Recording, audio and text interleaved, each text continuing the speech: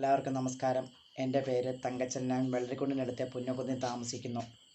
എൻ്റെ മകൻ ആബേൽ ഇപ്പോൾ 11 വയസ്സുണ്ട്.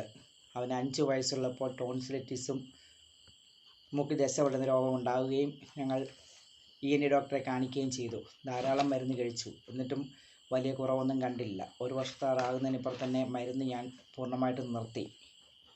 പിന്നീട് പെരുമ്പളവിലുള്ള അന്ന എയർ കെയറിലെ ജോബ് ഗുരുക്കളെ പറ്റി അറിയുകയും അവിടെ ഒറ്റമൂലി ചികിത്സ ഉണ്ടെന്ന് അറിഞ്ഞു. അതിനായിട്ട് ഞാനൊരു ദിവസം അവിടെ പോയി മരുന്ന് കുഞ്ഞിനെയും കൊണ്ടുപോയി. കുഞ്ഞിന് മരുന്ന് നൽകി. അന്ന് തന്നെ ആ കുഞ്ഞ് സുഖമായി കിടന്നുറങ്ങി. നേരത്തെ മരുന്ന് കഴിച്ചുകൊണ്ടിരിക്കുമ്പോൾ പോലും അവൻ വാ പൊളിച്ചാണ് കിടന്നുറങ്ങിയിരുന്നത്. ഇപ്പോൾ ഏകദേശം 3 മാസം കഴിഞ്ഞു.